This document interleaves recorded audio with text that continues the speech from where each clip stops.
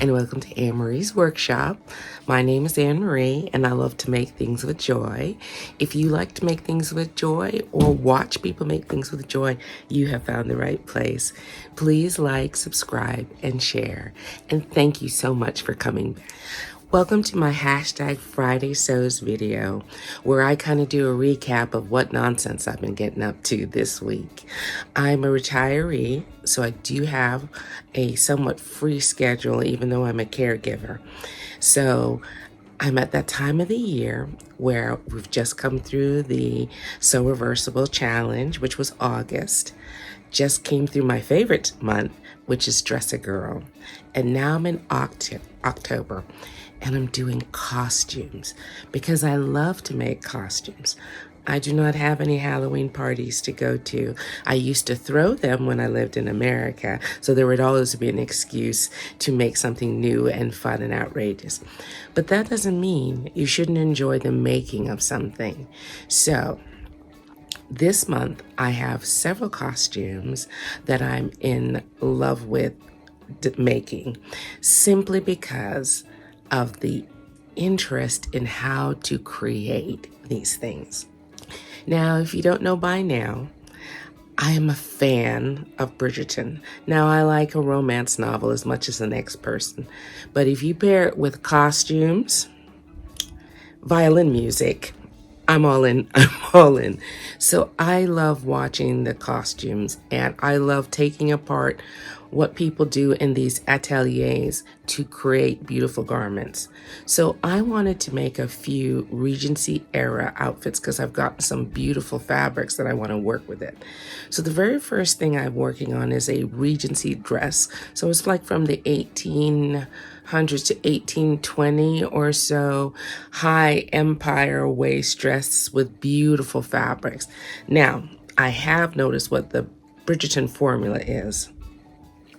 They are taking standard Regency fare, doing a little twist maybe on the shoulders, on the neckline or stuff like that. And after they've created a beautiful basic dress done in layers, then they send it off to their embellishment team, where that's where they're going to put all the 3D printed flowers, beading, glass, glitter, all those kind of things that make those dresses sparkle.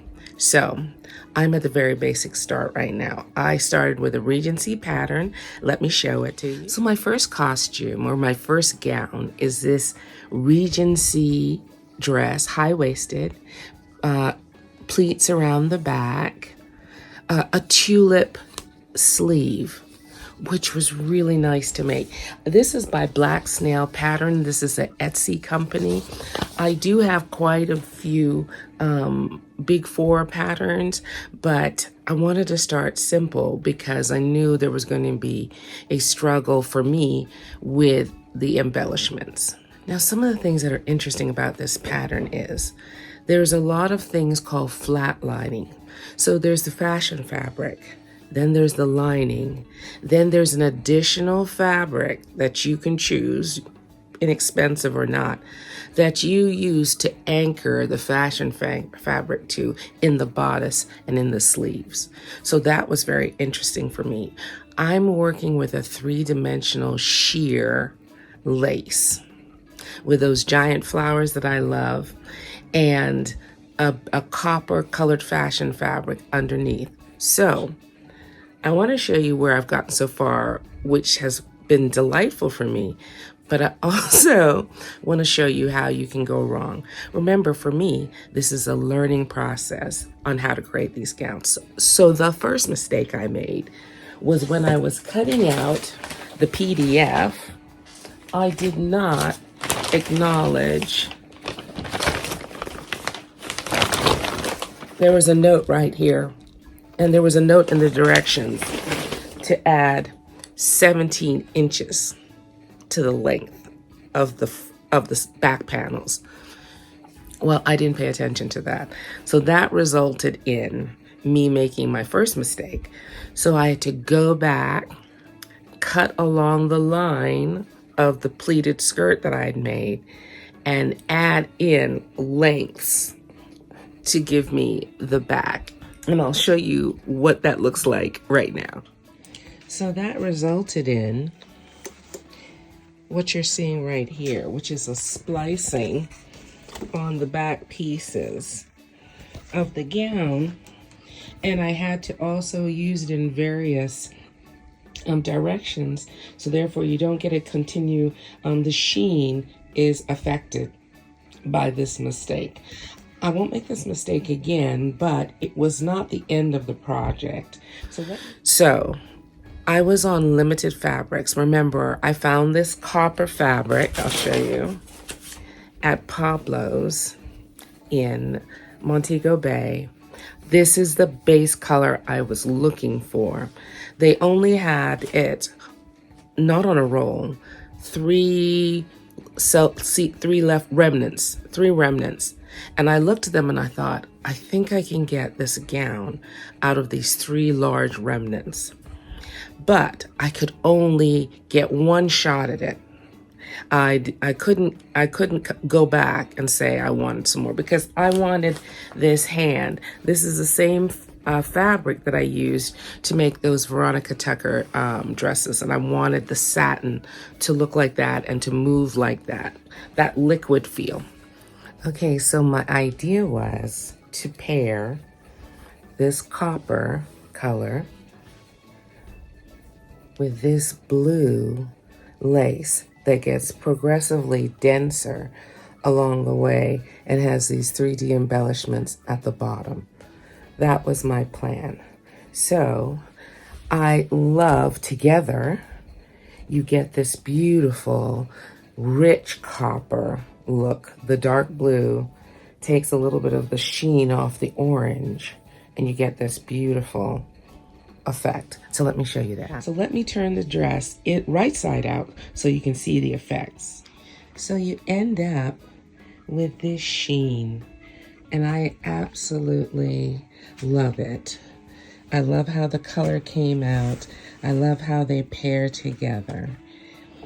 And I'm just very pleased with the color effect. Now, another effect that I was fascinated in with these, the neckline finishes of these Regency dresses, is what appeared, I felt it was a strip of piping along the neckline edge that gives such a very fine finish. And I saw them in all the dresses, but I wasn't sure. I thought, is this some kind of atelier finish where you stitch it in the front and fold it over the back and just let a little bit show? But of course, it was piping. I don't know. So I'll show you it on the gown. So you have to be patient. In the instructions, the person who designed the pattern says, hand-based the fashion fabric to the piping. Hand-based it. Don't try and get away from it. Don't try and stitch it in. And she was right.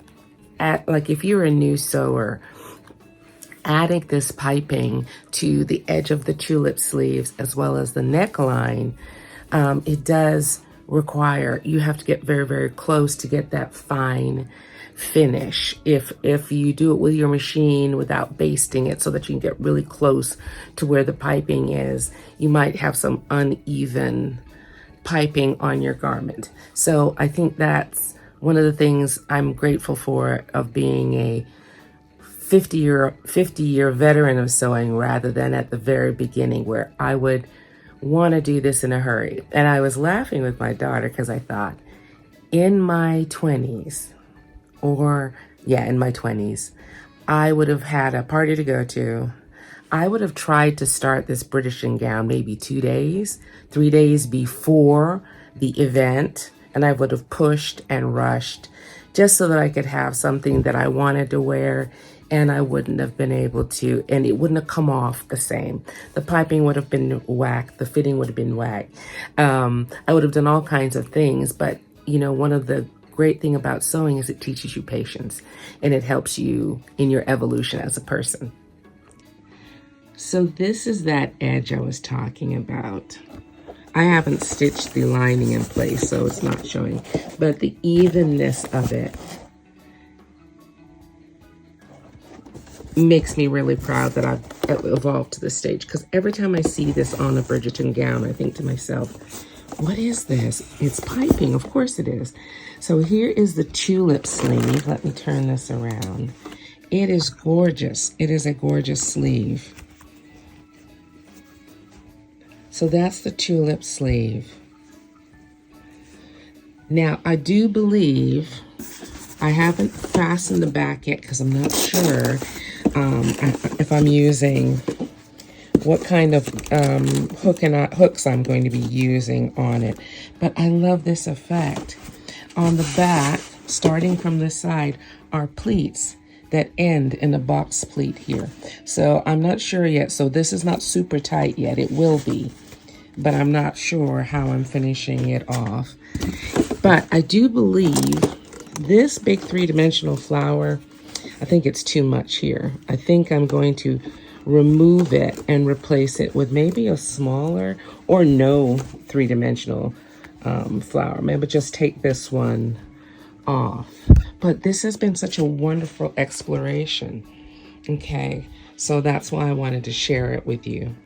Now, there was a surprise when I was cutting out this pattern and making this dress, is that the size of the pocket is in the front. Yes, this is the pocket.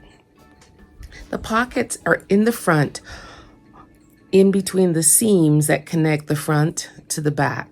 So it's almost like if you were to put your hands inside of a muff, right? Center front, like front pat, and they're this deep. I don't know how you'd be rooting around there trying to find out something that you dropped in your pocket. How far are you going to have reached down to get your cell phone? Anyway, that was very interesting. Now, there were lots of historical things. I think I'll explain this garment in detail on another video. But since I'm going to be doing more than one Regency era costume, I am going to do a Spencer jacket and another dress. I bought 2 patterns from Black Snail Patterns. The other one, I'll superimpose, I think here, if I can get a screenshot of it, because my printer was low on colored ink, so I don't think the picture is very becoming. But I'm excited about trying the Spencer. The Spencer jacket, because they suggest you do a mock-up before you actually cut into your fabric. So I'm going to be working on that. There's lots to be done on this garment. I think the embellishment is going to be beading. If I can find any dark blue glass beads to make like the little stamens on the inside of a flower, I would take my time and I would stitch some the seed pearls and things onto this garment, because I think it would make it glitter, you know. And that's what you see sometimes on some of these, one of my favorite Bridgerton dresses. It's so heavily encrusted.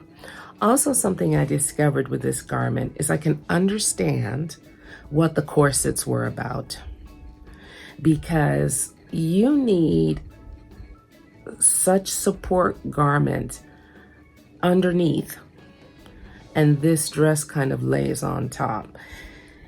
It's not like counting on the garment to offer you any support, right? Like it's something that falls over a frame.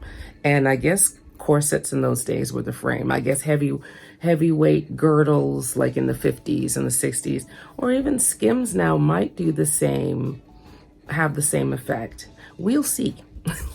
All right, so as far as the Regency dress, that's where I am so far. Now, as far as a haul, I have just a few things. I was trying to replicate the tassels on this Spencer coat, but I could only find these tassels, and they seem rather small, but they might do. I have them in a copper and in a brilliant blue. The Spencer is a brocade fabric that I have that I'm going to be working on. Also, I'm feeling a little quilty. We must be getting closer to fall because I'm feeling a little quilty.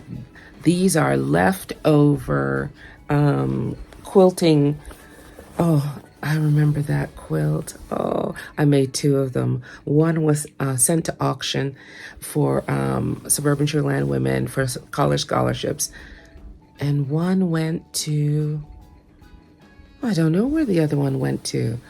Okay, so if this is a cave facet pattern, this is like my first quilt. This is an Easter pattern. They're all different pieces left over from quilts that don't make the quilt. So when you put them all together, and you can use for your batting, you can use an old leftover quilt that's seen other days, or actual batting and stuff like that. So I had a king size piece of these leftovers that I put together. And so I've cut them in half to make two twin bedspreads for my daughter's apartment. So I'm going to, oh, there's the other one. There's the other one. So now I'm going to use, I have some large piping, like upholstery piping, I'm going to cover with some bias tape. And I'm going to use this as material to go from the top of the bedspread down to the floor. So I got about 6 yards of this. It's super wide. It's from Pings, and they have a household fabric section. And so I thought that would be really fun. And then I could make coordinating, like maybe solid pillows and pillowcases and stuff for my daughter's apartment. And yeah, so that's it. You know, I'm enjoying working on this. It requires a bit of handwork. I'm going to go back and cover edges because I didn't want to French seam the corrections I had to make the skirt longer, because I didn't want any stiffness. The sheer overlay as well as the pleats hid my sins. Hid my sins. You cannot see where I attached on the back, where I had to attach additional fabric, but it does alert me to the fact, things I know. Read all the instructions at least one time before you start cutting into things. Don't be arrogant and think you know everything about sewing. You don't. There's instructions are there for a reason. Anne. Instructions are there for a reason. Reading teachers should read. Oh my goodness. Anyway, so that's my Friday sews. I am also participating in Sew Romp Jump Play 2024 jumpsuits, because I have quite a few on my agenda, because I have quite a few Christmas gifts. Plus, there's one I want to make for myself. So in between costumes and jumpsuits, I'm having a good time. All right, I hope you're having a good time too. Remember, 15, 30 minutes to sew. If you can get it in, you can be creative. All right, take care.